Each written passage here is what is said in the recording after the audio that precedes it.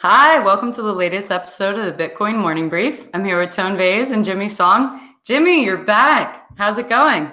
It's going great. I'm glad to be back. You know what? I just realized I forgot my hat. Oh, crap. Oh well. It's two in a row. I'll do it without a two in a hat row today. for you. No hat today. Yeah. All right. Well, since y'all are kicking butts with your seminars, let's continue with some business news, but specifically with the venture capital world. So Comcast makes first big bet on multi-blockchain future. So this story explains that they're leading a 3.3 million seed investment in Blockdaemon, a New York City startup that creates an enterprise software for interacting with a wide range of blockchains. So they plan to use this capital to double in size and implement Stellar. And Crunchbase, when I was checking this morning, reports that they were founded just last year and that this is actually their total funding amount to date. So just to say, so Comcast Corporation, right, is doing really well, rallying since the start of the year, and analysts see further to go with an average estimate of actually 10% upside. So Comcast is, I think, taking really aggressive steps to stay ahead of their competitor, even taking on Disney, Fox, right, for Sky. So with Comcast Ventures, 55 successful exits, over 241 investments, in February, specifically for blockchain as relates to this, they invested in MState, which is an accelerator that builds enterprise blockchain solutions. And they're definitely not shy of ICOs, right? So as we saw with their 15 million raise of YouNow, they also did a 24 million Ethereum-backed of YouNow token. So Jimmy, what is blockchain as a service, and why would Comcast Ventures be interested in investing in this? Yeah. So this is. I see Comcast as a dinosaur, right? Like they're a cable company. They mostly made their money through having a monopoly, more or less, on a lot of subscribers. I mean, that's still how they make their money. They provide internet and cable to a lot of people that don't really have any other choice. So, I mean, does it surprise me that they don't know what the hell they're doing with respect to venture capital? Not at all. I mean, sure, they've hit on other stuff that they're actually experts in, like cable TV or whatever. But that stuff is going away, right? Like there's so many people that are cord cutting. The only people that are paying into these things are old people that have done this stuff for years and don't know that there are other ways to get content, like on YouTube, like we're doing right now. Instead, they rely on cable TV and stuff like that. I mean, you can just see the subscriber numbers for these things. It's been going down. So, of course, they have to do some venture capital to make up for it. And they just sort of chose this thing. The fact that this company couldn't raise money from anybody else speaks volumes about how terrible an idea this is. And we will see how they do. I mean, I guess I could be proven wrong, but I don't see any value in any of these blockchains or interoperating with them or anything like that. Tone. So with 3.3 million, while this really isn't abnormal, it is larger than typical amount for a seed stage investment, right? Which typically is around 1 million with pre-money vals around 5.5 mil, right? And they're leading this round, as Jimmy said. So what do you think their strategy might be here, given what Jimmy was just saying? Well, the strategy for the company that just got the money, I mean, here's the good news. At least they didn't ICO, right? Like, at least they didn't scam unqualified investors. I'm perfectly okay with them scamming qualified investors like Comcast, who clearly just wants to bleed more money away. I mean, at least everything is done kind of by the book. Now, it's basically a bunch of people that convinced Comcast that they're going to be the next solution. Like Jimmy explained, they're not. I stopped that article the moment I read the word Stellar. Like I kept reading and I'm like, okay, maybe there is something. Maybe there's something. We're going to convince Comcast that Stellar is it. No, you won't, because Stellar is not it. Stellar is just... it's basically Stellar is a fork of the Ripple scam in order for Jeb McCaleb to cash out his billions of dollars. That's pretty much all that Stellar is. And the only reason, so there's only two reasons why this company would believe in Stellar. and try to push it onto actual companies. One, they bought a bunch of Stellar tokens and they themselves want to exit and become multi-millionaires, or they are completely clueless about what the blockchain technology is. I'm not sure which one is worse. It doesn't really matter. This is complete nonsense. And yeah, Comcast will just continue to bleed away money. All right, moving on. Binance, right? So just, transitioning from here. In the VC world, right, rumors can provide to be extremely powerful, right? When a powerful firm like Andreessen Horowitz or these VC arms of billion-dollar publicly traded companies leads a funding round, it can be the catalyst for success. So let's address the rumor mill of Binance that was happening like crazy FUD yesterday. So we actually had to switch this article. Sorry about that, but Financial Times kicked me out because I don't have a subscription. So now we are on CoinDesk. All funds are safe. Binance denies crypto hack rumors.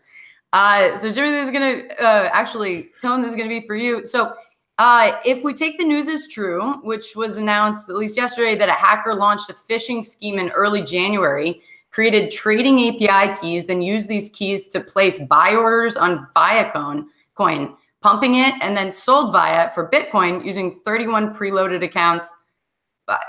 What do you think happened and why? Well, it's pretty clear. Like, obviously, like if you can, it's no different than people pretending to be me and people pretending to be Jimmy, trying to like scam our followers. The most recent one is basically there are fake Tone Vases on Telegram. There are now, hitting up these ICOs and promising them, 30-second or a 1-minute advertisement speech on my YouTube channel in exchange for money. And obviously, those people aren't talking. Those companies aren't talking to me. So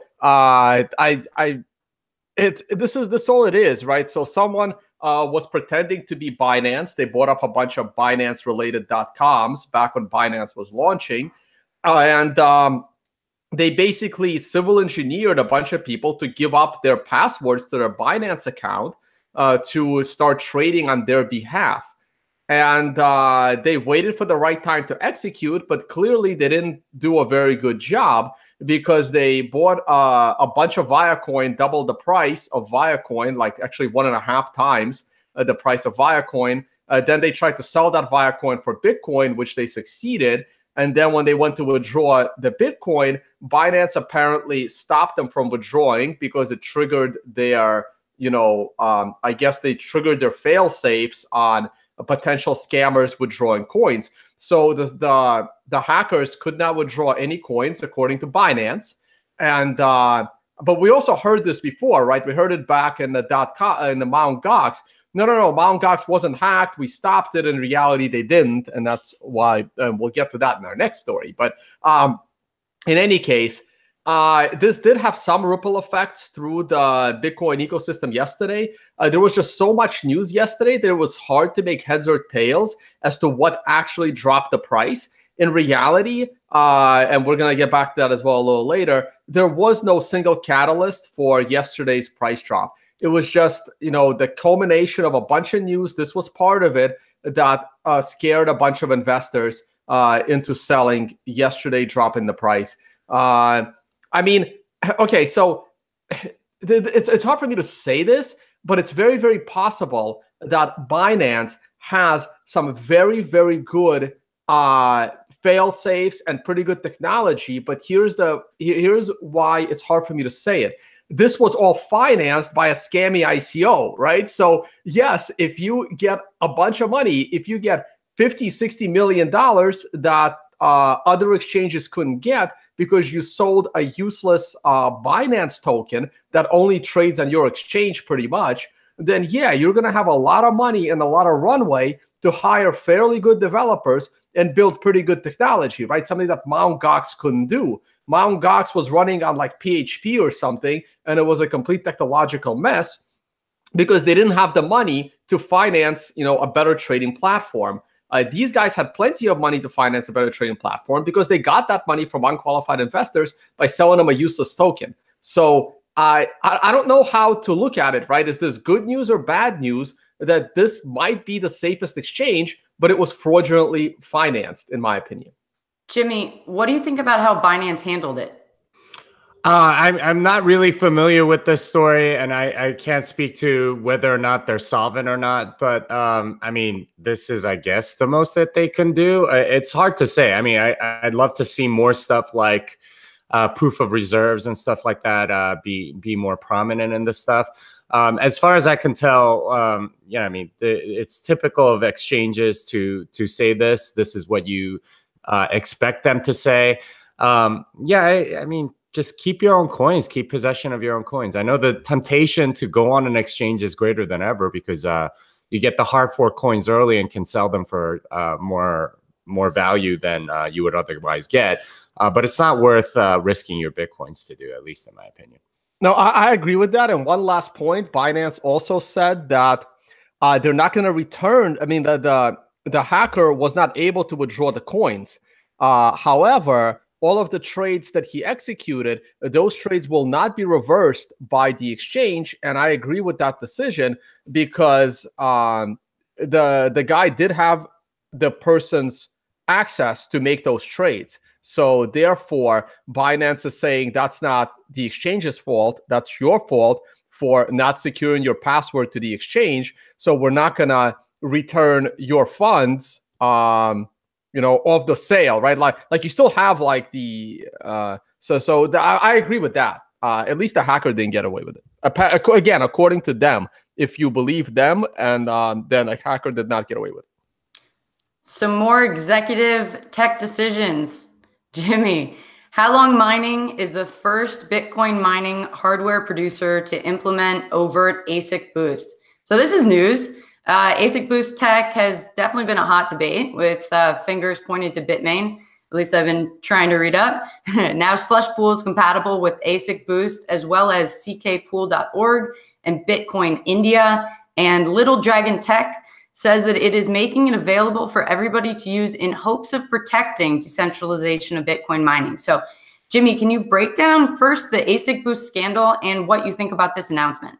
Yeah, so the important thing to remember is that there were two AsicBoosts. The first one is overt and the other one is covert. The covert one cannot exist on Bitcoin at the moment because SegWit has been activated. You need a commitment in the Coinbase that sort of ruins any possibility of covert AsicBoost, and that's been the case since August when SegWit activated.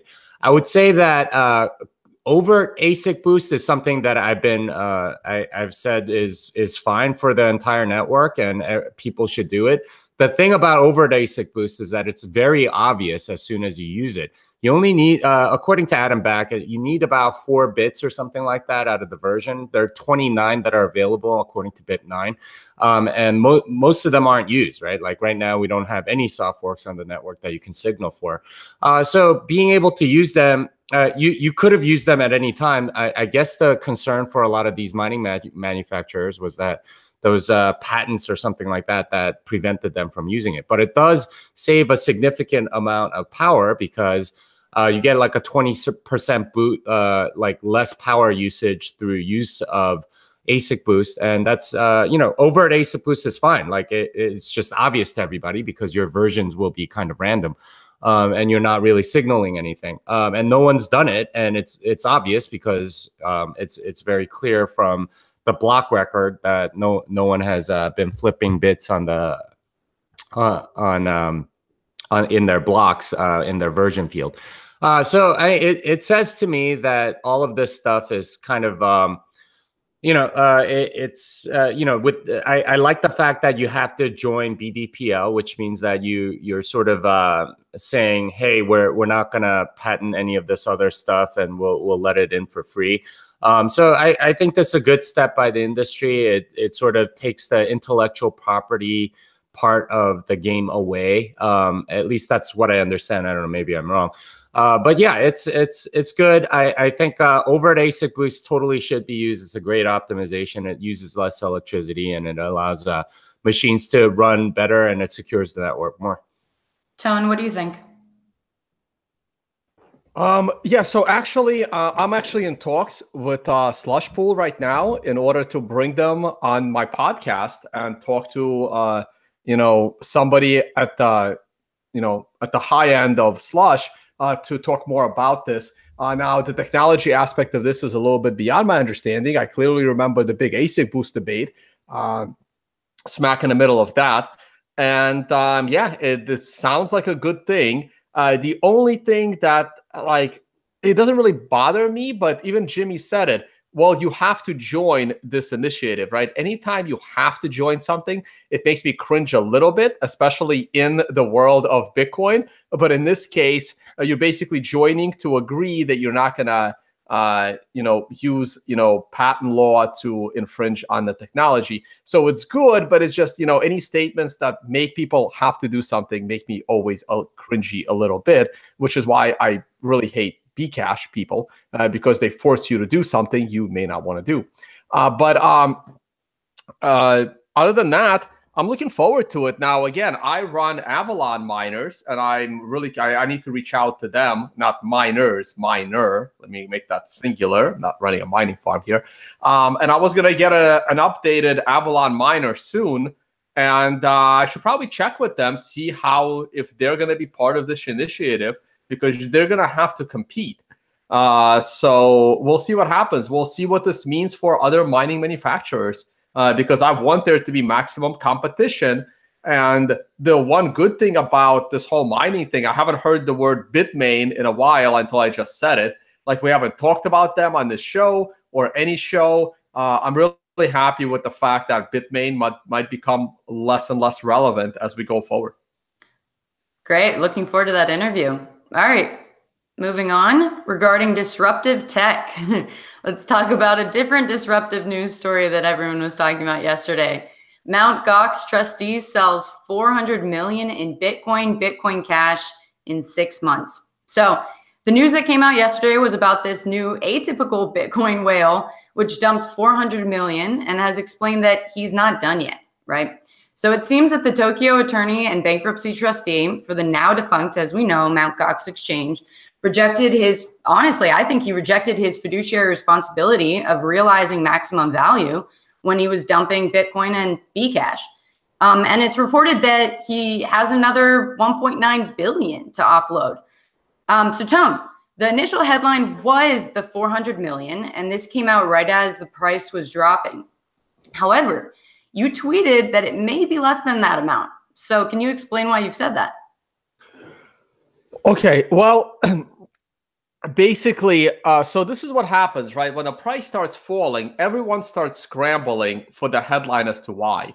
When the price fell hard yesterday, it was blaming, like we talked about earlier today, it was blamed on Binance. And then I saw Bloomberg blame it on the SEC and the regulator announcements. And then towards the end, it was this announcement of Mt.Gox. Now, I was busy streaming all day, and this is a lesson for me to actually read into the news and not just look at the headlines, because with all of my the 6 hours of live podcasting that I ended up doing yesterday across 4 different streams, I didn't really have the time to read into this article. And before I went on live to analyze the price of Bitcoin, people were tweeting at me and making it sound like the guy just sold it all at once.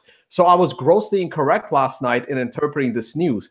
This also goes to show that a fundamental analysis isn't really all that useful, because everyone is scrambling to figure out why, and they're just headlines. And now that I've had time to read this news and understand this news, the guy has been selling since December. And Alistair Milne had a good tweet. I don't know if you can pull that up, Leah, where he actually showed the dates and the amounts of how much was sold. And it was sold over time, right? Oh, there it is. Let me put up big screen over on my end here, and you can see the sizes and the amount. So he was selling 2,000 to 6,000 Bitcoin at a time, and you can see how the big sales came in at the very low of the price of Bitcoin. So it doesn't look like he was responsible for crashing the price of Bitcoin yesterday, but he was responsible for causing the capitulation at the very beginning of February. And again, all this guy is doing is causing himself and the recipients of Mt.Gox horrible harm. I personally think he is done. He's done doing this because at this point, the people, the 25,000 people that are waiting to get their money back should be incredibly angry at this trustee for not selling his Bitcoin the way the US government does it, confiscated Bitcoin, right? They basically go out and look for very rich, qualified investors like hedge funds and other sources where they can sell this OTC without actually crushing the order book. So I think this is blatant incompetence on the part of the Mt.Gox trustee selling Bitcoin in this fashion. There is no reason for it to be sold on the open market. This needs to be handled without breaking the thin order books across all of these exchanges. So that's kind of my view on it. And like the guy isn't even look at the Bitcoin addresses. He's not even using SegWit. Like there's blatant like amateurism here, not only from the trading perspective, but also from the the general use perspective. And some people will say, well, he's smart. He started selling at the top.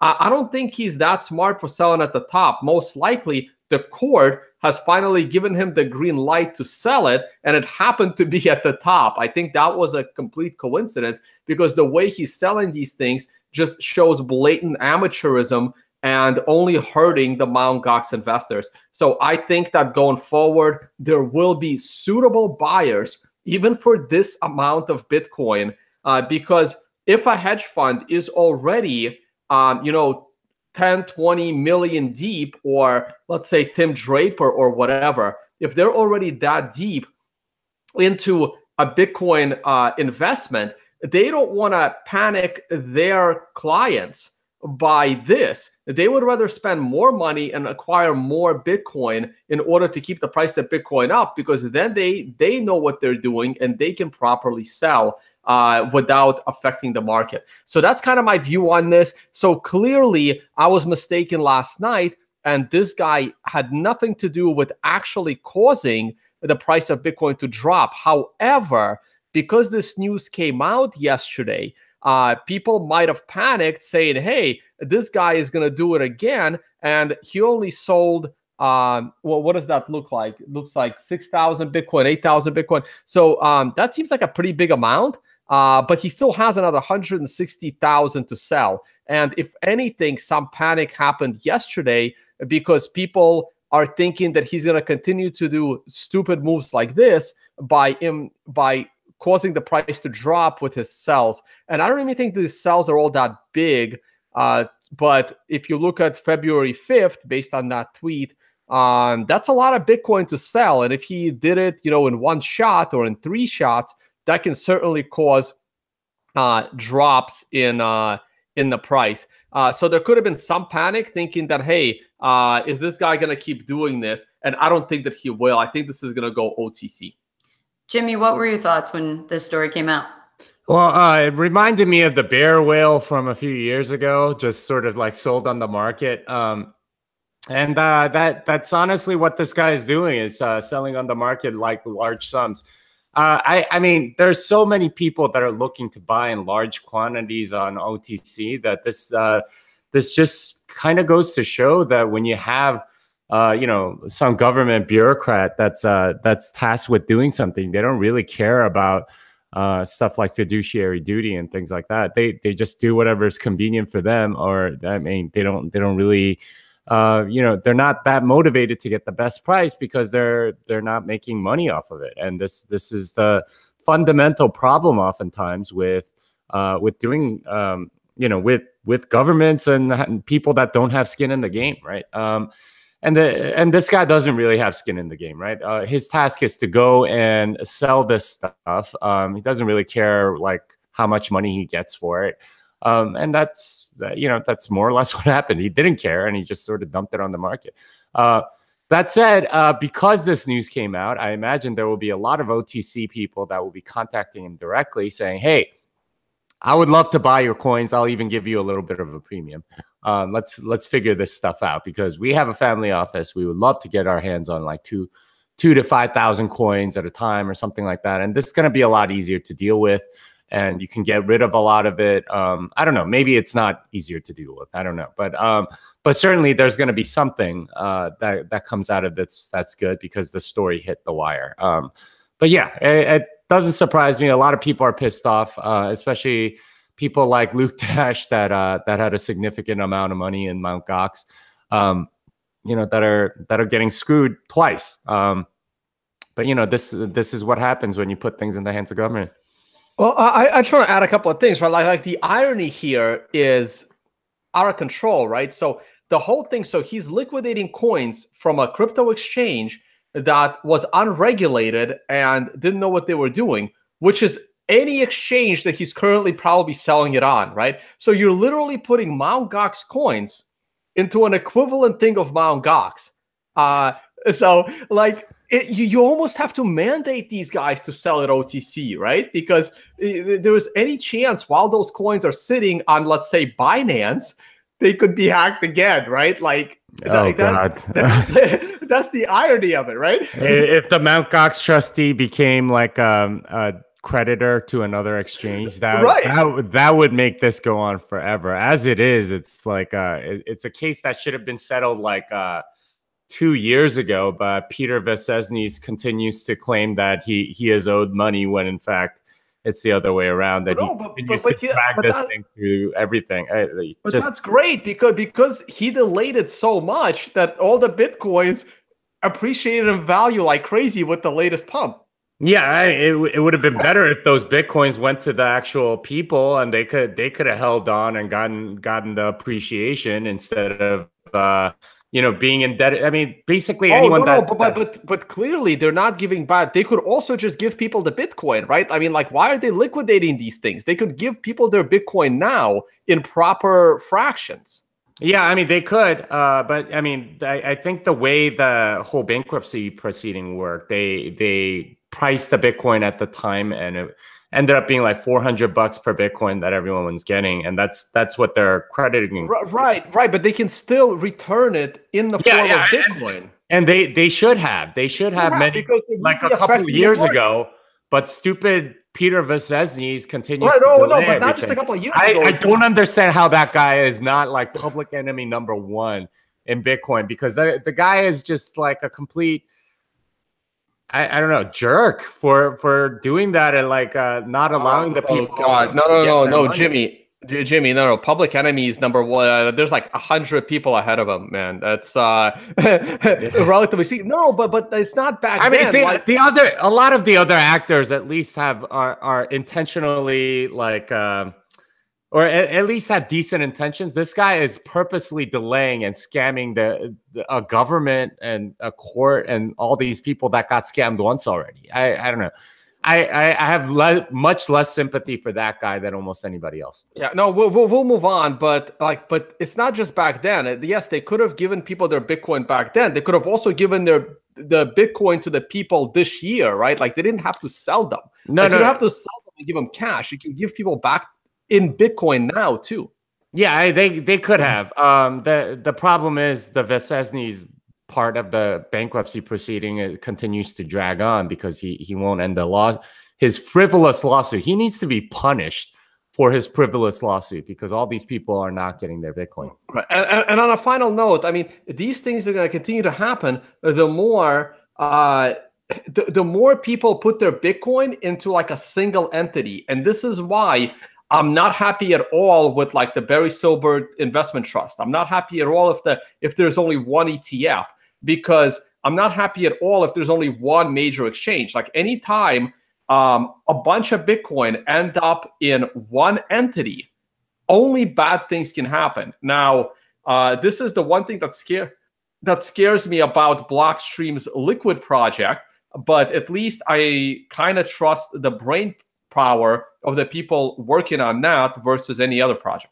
Wait, why are you scared of Liquid? The whole idea is you have 7 entities or whatever. Yeah, but it's 7 entities, but it's still one pool of Bitcoin, right? Like, it's 7 entities, but you don't have to go put your money in it if you don't want to. And I mean, I know, but like I'm not going to. But I'm worried that there'll be too much money in one honeypot. And even I at least I trust the people that are securing this honeypot, but it's still a lot of money in one honeypot. It just makes me nervous. It's 7 honeypots, and you need to hack like 6 of them to get it. That's the idea. So I'm sure we'll get to that when it launches. Yeah. All right. From a non-consensual executive decision made in one country, right, to a story where international decision makers are trying to work together in this space. So, Tone, at this point, honestly, I feel like you're soon going to be an expert witness on SEC cases, given the pace of which we are talking about SEC. So, in the morning brief for the past 2 days, and you're on the record with Simon Dixon yesterday, you've spoken about SEC statements, as well as Simon explaining the various challenges he's experienced with the various regulators in various jurisdictions internationally. Now, the CFTC chair, Giancarlo, announced that they're trying to work with foreign regulators to combat crypto fraud. And this is the first time in all the SEC and CFTC stuff that they're linking foreign regulators to U.S. regulators. And sorry, the title is U.S. Foreign Regulators Working Well Together to Combat Cryptocurrency Fraud, says CFTC chair. So, Tone, what does this news mean? Well, CFTC chair basically explains how he has the easiest job out of all the other regulators because he only has to regulate exchanges that allow you to trade Bitcoin on margin and on leverage because that's the only thing that makes Bitcoin a commodity. And he makes that very clear. This is also what I discussed with Simon Dixon. The CFTC has the easiest job here. It's very easy for them. It's pretty black and white. Are you using Bitcoin as a commodity style trading instrument? Yes or no? It's fairly simple. The SEC and FinCEN seems to have the hardest job because FinCEN seems to declare that application tokens are all of a sudden currencies and they have jurisdiction over it. That's gonna be interesting. SEC probably is somewhere in the middle because it's fairly it should be fairly simple for the SEC to take jurisdiction over all of these ICOs and call them securities. Because if you pre-sold something you created and the people buying it have an expectation of making money on it, it's pretty much a security. So I think that's almost cut and dry, but the amount of work the SEC is going to have to do is massive because there's like thousands of these ICOs and securities out on the market. CFTC is a lot simpler because there's not that many exchanges out there that are offering leveraged trading of leverage/margin trading of Bitcoin. So it's great. Yeah. So he gets to, go in the headlines and try to get everybody together. And all I care about is how this is going to affect Bitcoin. Because I don't really care how it affects ICOs because I never liked any of those projects to begin with. And I think they're all in trouble. To me, I hope the regulators get a grip on the ICO stuff so that Bitcoin is minimally affected by it. Jimmy, the SEC seemed to know what they were talking about when they testified in front of Senate. What was it, a month ago? Clayton and Giancarlo. Do you think that they can handle taking charge of this? I'm always like skeptical of government regulation, and especially something financially related.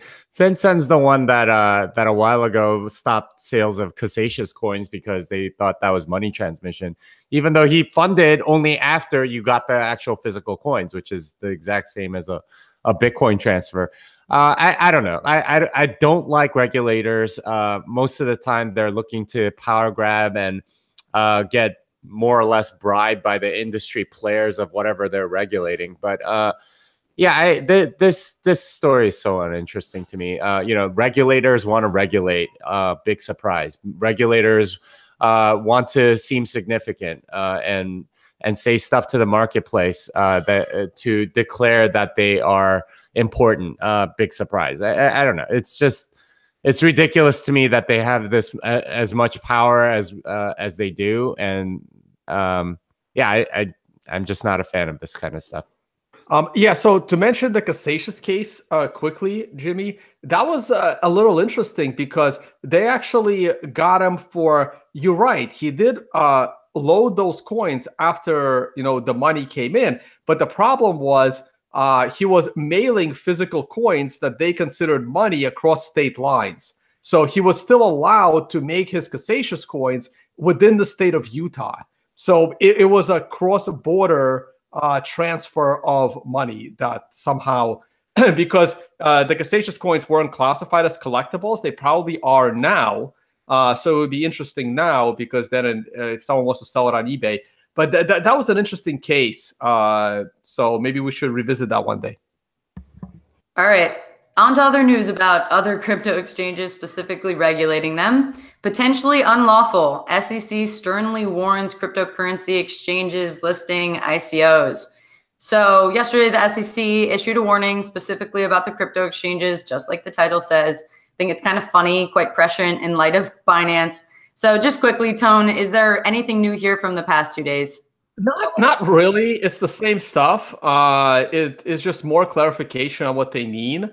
I have a feeling that the SEC got really, really tired of all of these exchanges, and because they are trading securities, right? Like if, let's say you have an exchange with 1,000 tokens, if one of those tokens is deemed a security, then that's it. You have to be registered as an exchange that has the ability to trade in securities. I mean, this is what Simon Dixon was talking about on my show yesterday. And is that right? I don't know. Do they have jurisdiction over foreign exchanges like Binance? I don't know, because if they can prove that an American citizen is trading on Binance, then maybe they do have the jurisdiction to go and tell Binance what to do. Now, if Binance is out of China, I'm not sure where they are. If they're out of some small government, then they can't really get that government to help them to fight the US. But if Binance was out of China and China was a little more sympathetic, not maybe to the exchange itself, or perhaps against the US, and then you can get the Chinese government to tell the US government saying, hey, you can't tell our companies what to do. So like, as long as this doesn't start an international war, I'm just going to wait and see where the chips fall. But this is where it's headed. The SEC is going to claim jurisdiction over any exchange that trades anything they classify as a security that they can prove is being traded by a US citizen. And it shouldn't be hard for them to prove that half or 80% of the stuff on these exchanges are securities. And it shouldn't be too hard to prove that US citizens are trading on them because of all of our YouTube channels. Another reason why I don't trade, because I don't want to be a part of it. I'd rather be there as a witness, not as a defendant. So that's kind of it. And we'll see where it lands. Right now, they're just, talking the talk so that they don't have to walk the walk and these exchanges, comply voluntarily. But I don't see why they would, because they're kind of like foreign entities. So it really depends. Jimmy, any last thoughts on this? Yeah, I mean, this is totally getting into like the financial imperialism of the U.S. And this is kind of well known that any bank outside the U.S. that gives an account to a U.S. citizen has to more or less, provide a report to the U.S. government. So a lot of U.S. citizens have trouble opening bank accounts outside the U.S. for that very reason, because the regulatory burden is so high. I think the SEC is trying to do the same for these crypto exchanges. They want financial control of these regulatory things, and I think it's despicable. I mean, like these other countries are sovereign. It's the U.S. doesn't get to dictate what the hell they do, and that's more or less what they're trying to do with this sort of regulation, and they want to see how far they can take it. And it's backed, of course, by the U.S. military. They always have that threat. I think this is a completely stupid way to do things, and I think the SEC's. I mean, they can regulate all they want in the U.S., but like trying to sort of spread their financial imperialism to other countries is despicable. Yeah, I mean, I agree with that, but the situation gets very, very complicated because a lot of these exchanges, a lot of these like projects, they're based out of like little tiny nations or city states or like Caribbean islands or you know uh, the Seychelles or the Isle of Man. These kind of tax friendly, more libertarian style things, and everyone is kind of sort of on board as long as it doesn't get too far out of control. Because when these things are based out of big countries like China and Russia, then those countries are probably not happy about what these exchanges are doing either. Hence, what happened with all of the regulators showing up at the Chinese exchanges, and there was a total ban on ICOs. So it's a little, I think it's a little more complicated than that. That these exchanges now go and run these things out of places where there's actually no people. And it, like I said, it's globally tolerated even by US until one of these tiny companies with like 4 people starts making $100 billion a year. And now it's like, whoa, what can we do about this? Because it's going to be interesting. It really, really is. Well, okay, all right. So I have some sympathy for that because obviously the U.S. wants the tax revenue from the people that if you're doing commerce in the U.S., they want their tax revenue, and obviously having a company in the Grand Caymans or Isle of Man or I don't know, like some Caribbean country or whatever, like that's sort of skirting that whole thing. What I really object to is that this isn't really about that because they're large corporations that get away with the tax dodging via keeping it in foreign countries kind of thing, and they get away with it because they're large and they have an army of lobbyists in Washington, and they know like all of the laws and they know exactly how to get the thing or what that to me is kind of stupid. I mean, you should have some skin in the game. I agree with that. I agree with that. But in those cases, at least those companies and their lobbyists can at least claim that the company is, benefiting mankind or like the planet. Or if it's Apple, it's like, well, you want us to stop? Then no one's going to have an iPhone, and then you guys are all in big trouble as politicians, right? So at least those companies can claim some kind of a, advancement. It's a little hard to claim that these, ICOs, whose only purpose is to solicit money from unqualified investors, is somehow benefiting the world.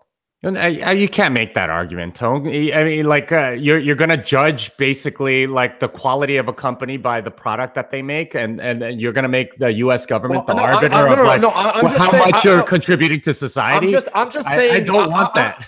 I'm just saying that this is how a lot of these big companies get away with it because they can at least claim that argument. Well, that's a terrible argument, and the government should not be the arbiter. It should be the market that's the arbiter. The market decides whether or not something is beneficial to society or whatever. That's the market with their wallet. The wallet is happy. You don't want to pay $2,000 for an iPhone. You'd rather pay $1,000.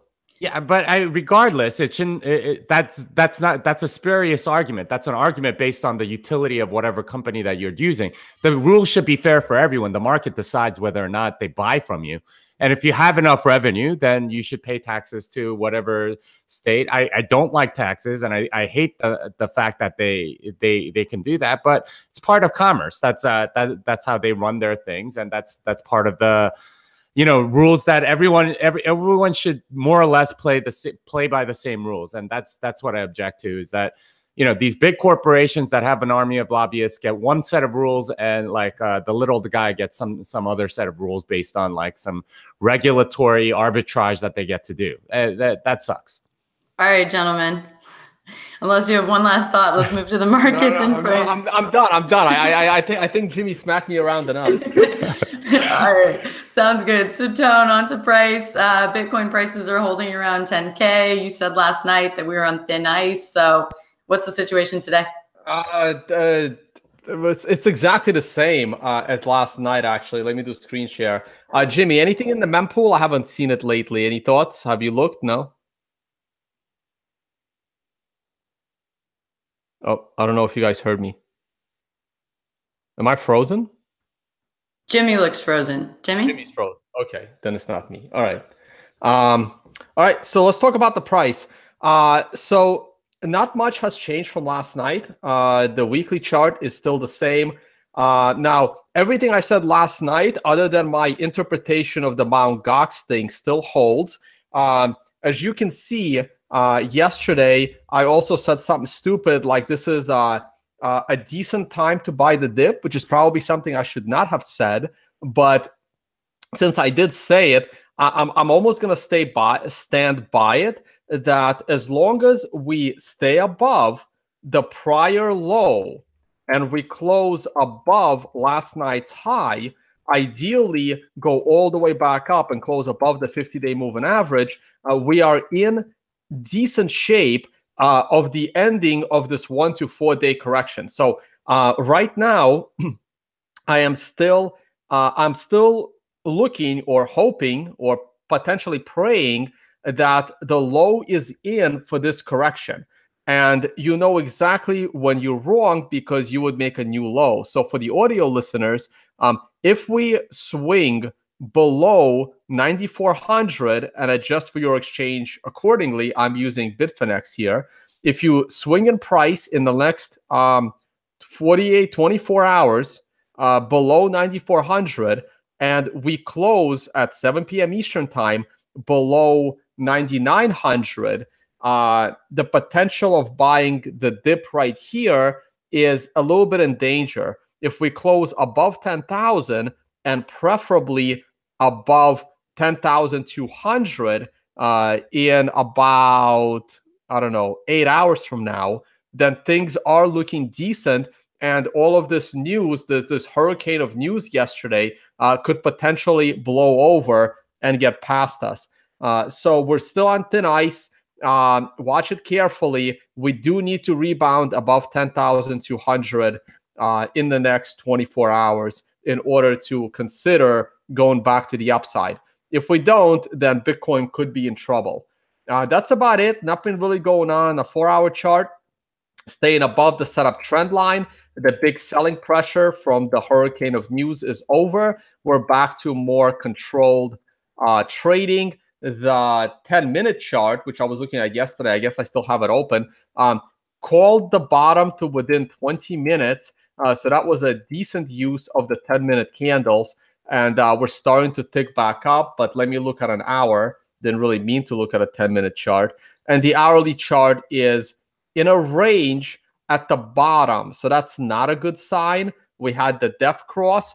We almost pulled it into the death cross. Like the 1-hour chart is not really encouraging right now. The 4-hour chart is neutral. The daily chart is the one on thin ice. We are sitting right in between support and resistance, which are very close. And the weekly chart, the jury is still out because there's still time to rebound swiftly to the upside or close at a new weekly low.